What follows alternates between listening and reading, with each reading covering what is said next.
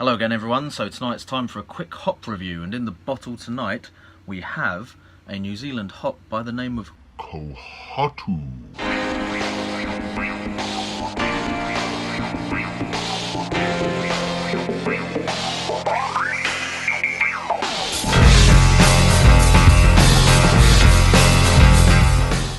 So Kohatu hops, they are from New Zealand as I said, and are apparently bred through a cross of Hallertau Mittelfrühe and a New Zealand male with North American and European parentage. So let's just have a look at some of the vital statistics for these hops.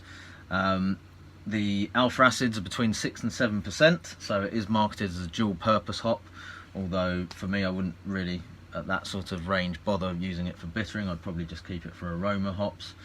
So the hops are composed of 21% of the alpha acids are cohumulone. Total oil 1 milliliter per 100 grams of cone weight, so not the most oily of hops that you will come across, but not too bad. It's about a third myrcene, about another third humulene, carotene about 11%, and then fairly minor levels of the remaining oils in there.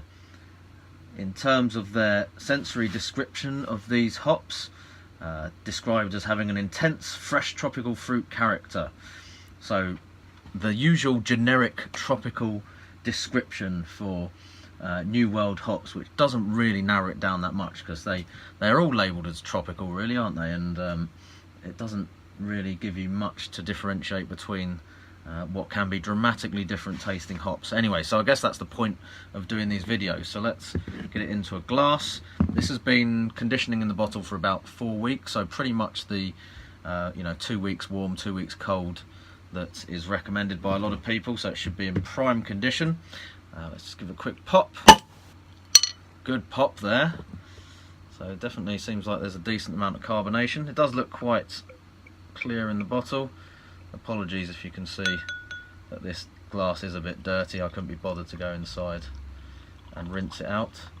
So this beer was brewed as part of a split batch.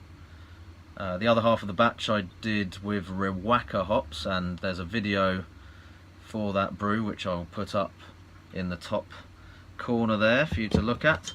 The base recipe before I split it for the different hopping was basically a kind of extra pale recipe that I used, so fairly straightforward grain bill. Let me just find that for you. It was, yeah, kind of split pale ale, so Marisotta and Pilsen malt with about 4% Karagold, and that was it. So a fairly simple water treatment as well, just to bring the sulfate levels up a bit, and acidified with some phosphoric acid. In terms of the hopping, it wasn't massively hopped, so when I'm evaluating hops in this way, I do like to try and not kind of massively load the beer with hops, so I can get an idea of the actual potency of them. So I split a 25 litre batch into two, and in each half of that I put the equivalent of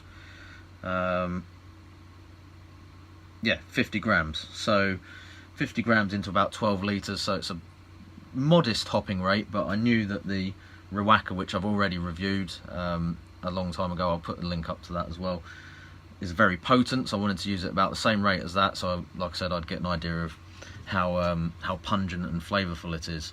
So let's have a look at the beer. It is quite clear, but I got a little bit of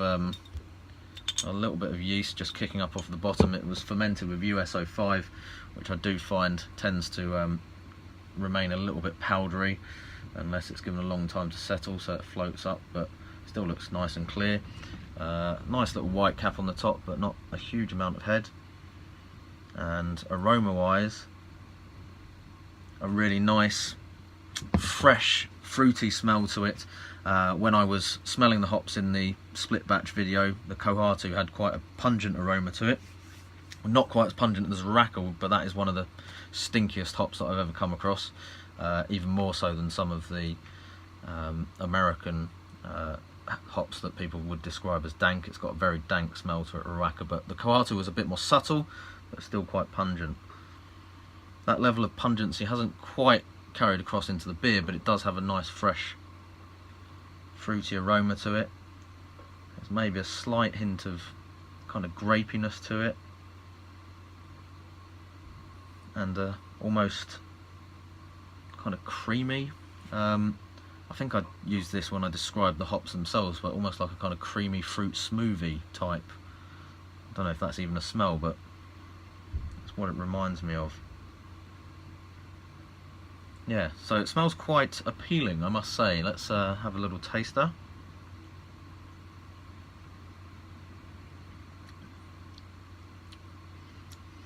Yeah, so for a fairly light hopping rate, which I guess worked out, yeah, slightly less than equivalent to kind of 100 grams in a full-size batch, that's got quite a lot of flavour to it.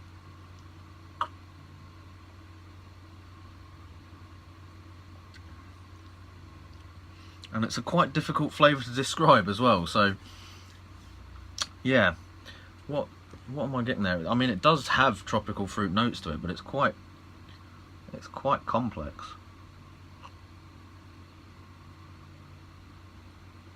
As with a lot of New Zealand hops, things like Motueka, Kohatu and so on, I think there's a little bit of a lime kind of zest flavour there, but this has got some other stuff going on as well.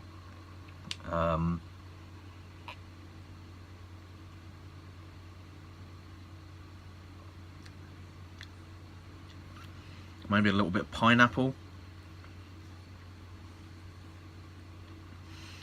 But again, there's also this kind of almost sort of juicy fruit flavour to it that I can't quite...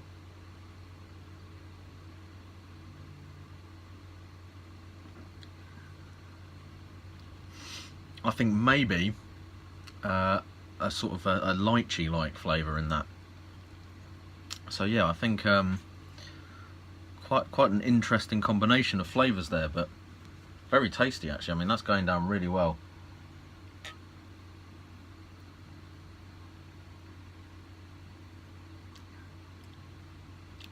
Yeah, to me, bit of lime zest, maybe some pineapple notes in there, perhaps a slight hint of apple to it as well. It's got a fairly kind of like a slightly tart edge to it as well, so I think that I mentioned grapes on the aroma, so there's maybe a slight grapey thing, perhaps a little hint towards your kind of Nelson Sauvin type flavour.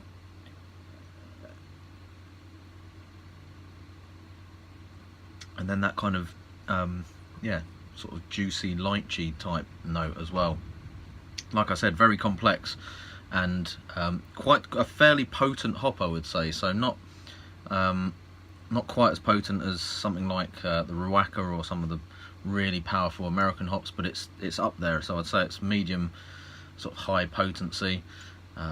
Could certainly stand alone in an IPA, I think, or a pale ale like this. I mean, complexity-wise, it tastes like a combination of hops, to be honest, rather than just a sort of effectively a single hop tail.